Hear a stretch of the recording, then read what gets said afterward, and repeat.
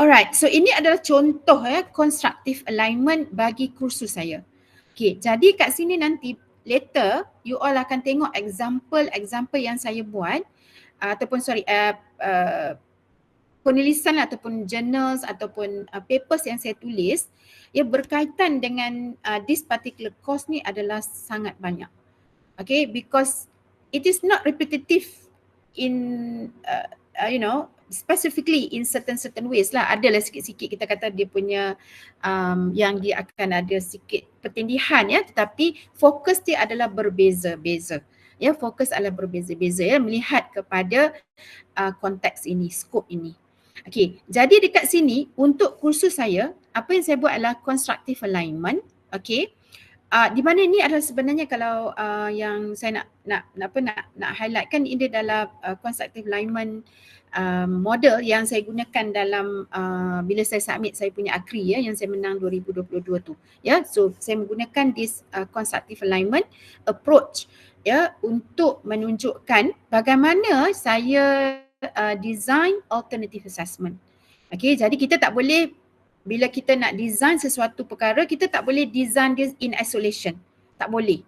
Whatever papers yang you nak buat nanti, kalau relate kepada instructional method ke, relate kepada learning outcome ke, relate kepada assessment ke, you still need to have the constructive alignment. So maksudnya penceritaan tu mestilah ada satu penceritaan yang lebih looking at the forest first. Okay, looking at the forest first. Okay, and then baru pergi kepada certain area lah dalam forest tersebut. Okay, so which is alternative assessment. Tapi in this case, this is constructive alignment yang you all semua boleh gunakan. You all boleh semua gunakan, tak kisahlah sama engineering ataupun tidak. Okay, kalau bukan engineering, maksudnya you all tak adalah this standard daripada board. You may have your standardnya daripada MQA. Okay, dan sebagainya. You can follow those standard. Okay, so macam ni contohnya you have your MQF. Okay, so you have the program learning outcome lah, related to MQF. In fact, kalau macam kita pun untuk engineering faculties ataupun engineering programs, walaupun kita map kita punya POs kepada BM punya standard, we still need to actually map to MQF. Alright, so it is the same. It is the same ataupun menggunakan prinsipal yang sama. Alright, so basically dekat sini kalau you all tengok, it is untuk kalau bukan non-engineering ataupun untuk engineering tapi bukan engineering program. Contohnya macam technology program, engineering technology program, diploma program, jadi basically you will focus more on Bloom's taxonomy, bagi broadly defined ataupun bagi engineering technology program, dia akan ada sedikit level of complexity. Jadi dekat sini you all boleh tulis paper, okay, related to broadly defined engineering problem contohnya. So in this case saya akan tunjuk mungkin ada satu example yang saya tulis dengan salah seorang pensyarah daripada UMPSA, okay, related to broadly defined engineering problems. So I also have papers related to complex engineering problems. Okay, and also well defined engineering problems sebagainya. So basically kita boleh tulis paper related to this, dan juga relate to sustainable development goals. Okay, insya-Allah kita kata apa? Bila kita menggunakan this structured approach, jadi kita tidak akan lost, okay, in that way. Alright, so in this case you can also write, okay, related to your instructional method. Okay, so in this case I have papers related to Sulam, okay, which is a community-based project, and also relate to design thinking approach. Okay, dan juga for example you may also write papers related to open-ended lab, okay, ataupun you may have a paper related to inquiry-based learning for example. Okay, in this case because you want to ensure that the students tu dia belajar dengan baik, and then you develop the students tu punya critical thinking, creative thinking, okay, by using innovative ways lah, Alright, so kat sini you can write papers related to flipped learning, you can write papers related to MOOC, you can write papers related to collaborative teaching, you can write papers related to active and cooperative learning, dan sebagainya. So ada banyak sangat papers yang kita boleh tulis. Alright, okay. Kemudian provided that kita innovate lah, katakanlah sebenarnya saya tak ada lah problem based learning. then you have to start lah. Okay, because pada saya takkanlah tak ada assignment ataupun projek yang bersifat problem based, because kita di dunia ini ada tak masa kita tak ada masalah? Adalah kot sikit-sikit, mungkin, tapi kebiasaannya kita akan ada masalah, kebiasaannya. Ya, manusia ni Allah dijadikan dia very, kita kata apa, persevere lah in that way kan.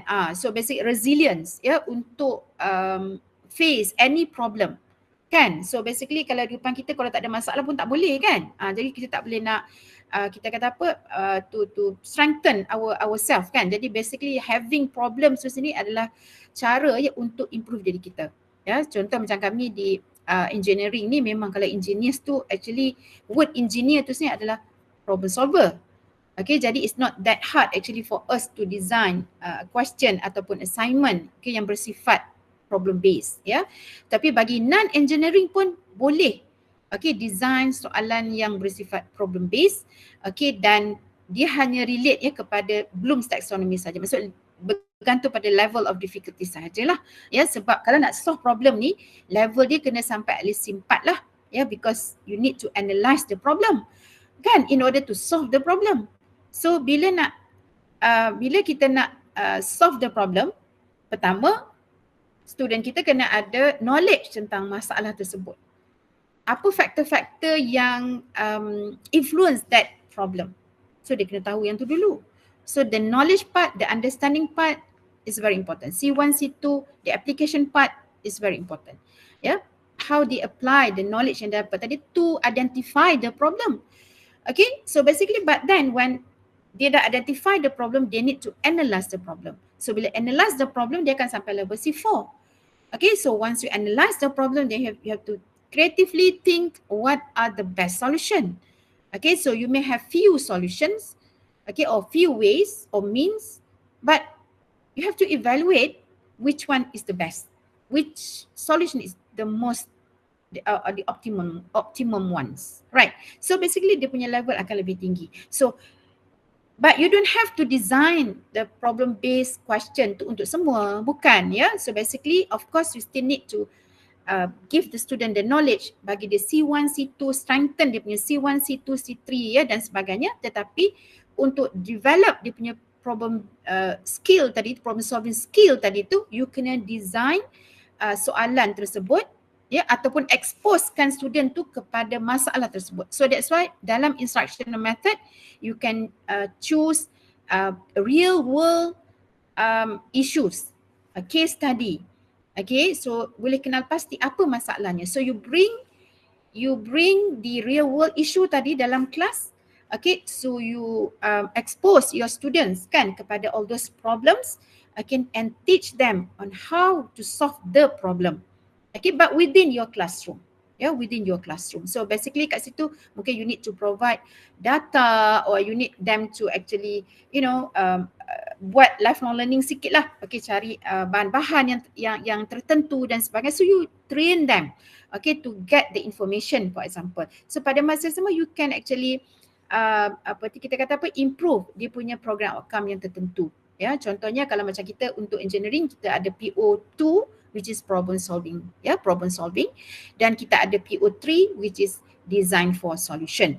Okay, dan juga PO4 carry out investigation, PO5 kita menggunakan tools, PO6 kita kena consider the environment, the world, the society, dan sebagainya. So basically those are the things that you can actually design your instructional method dan juga the assessment yang you nak buat. Because as I said just now, kita kena sampaikan whatever yang dalam syllabus kita, yang kita design dalam kita punya lesson outcome kita atau lesson plan kita, kemudian kita buat dalam kelas, following whatever lesson plan yang kita ada, cara pengajaran dan juga pembelajaran pelajar.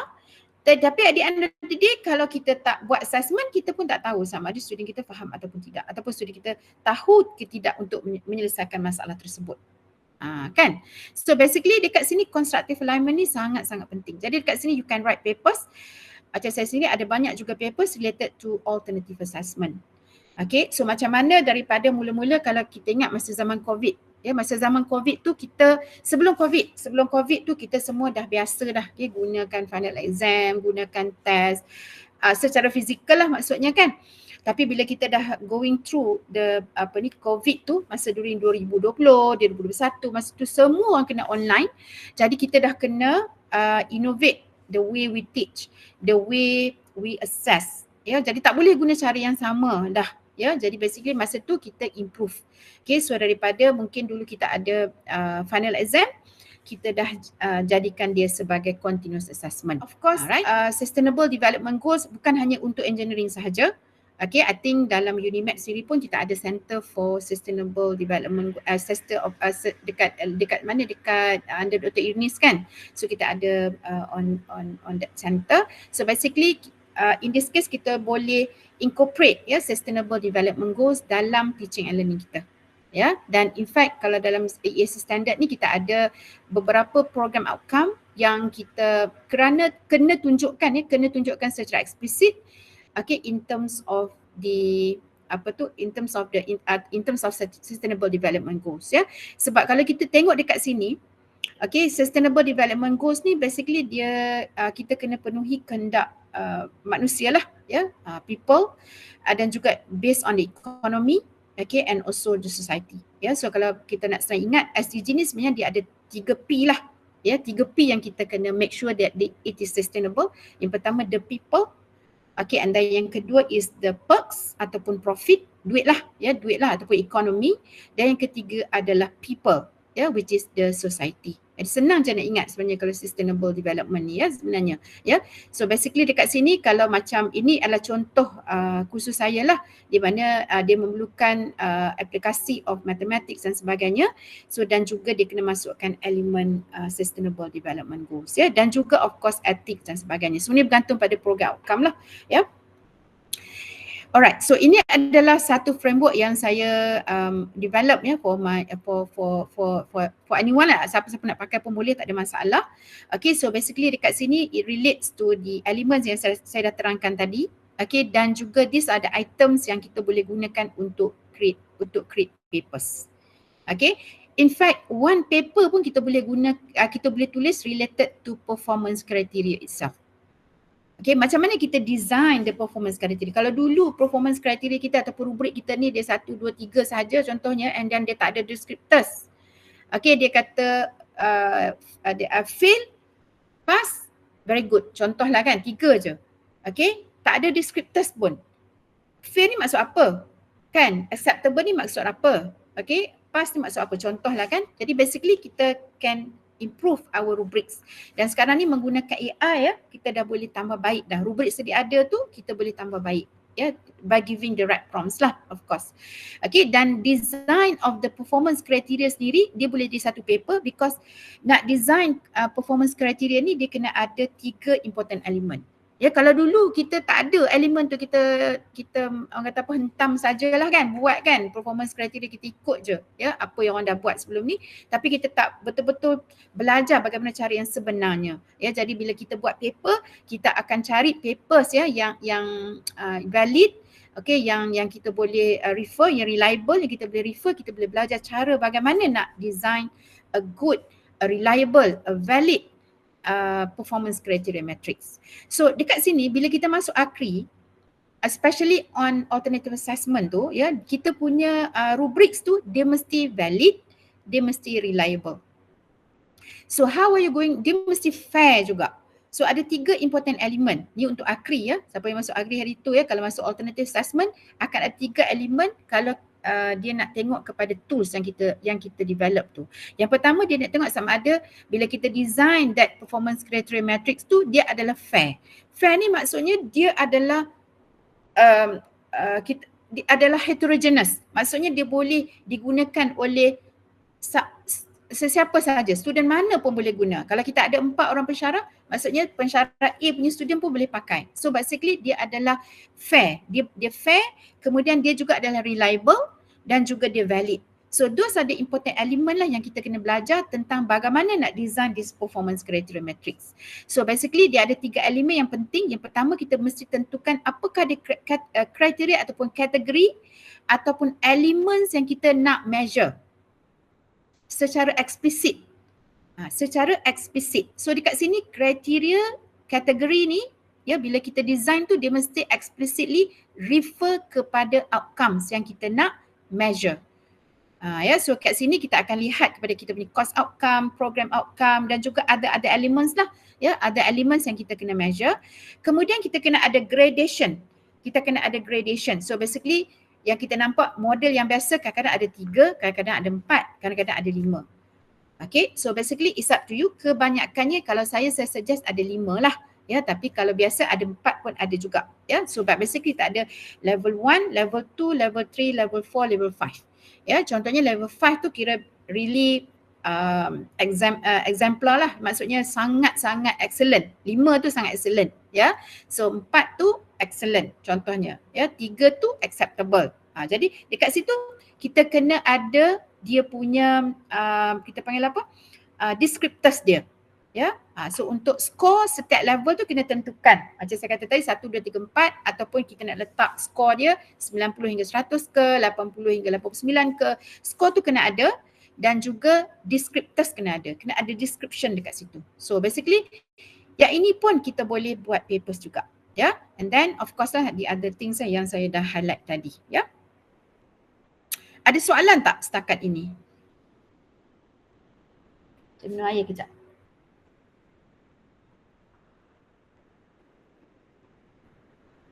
Siapa ada soalan boleh tanya terus tak payah tunggu ujung-ujung webinar je lupa kan. Betul. Sekarang terus. Prof, saya ada satu soalan lah. Boleh. Pasal teaching method kan. Teaching method tu kalau kita adopt yang dah ada, orang dah buat kan. Masih boleh publish ataupun kita kena cipta satu? Tak semestinya, boleh je. Boleh. As long as kita what is the purpose? What is the purpose? Mungkin kita sebelum ni kita guna cara yang lain contohnya kan. So now kita nak gunakan cara orang lain pula contohnya.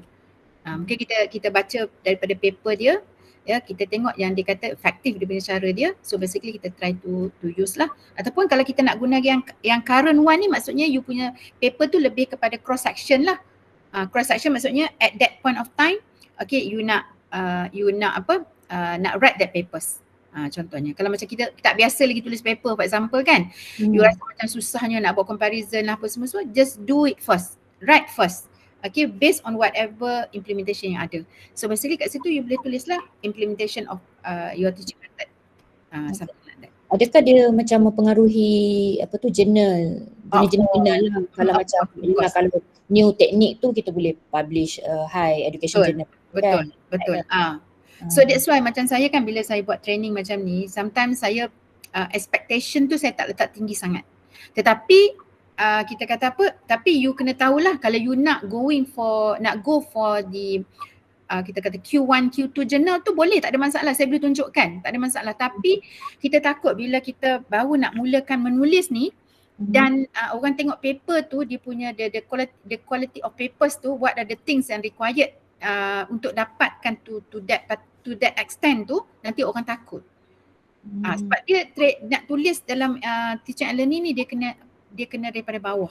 Maksudnya kita kena faham dulu kan, kita tulis and then kita belajar bagaimana, because kadang-kadang dia punya method pun agak berlainan daripada cara kita tulis paper yang untuk technical paper kita.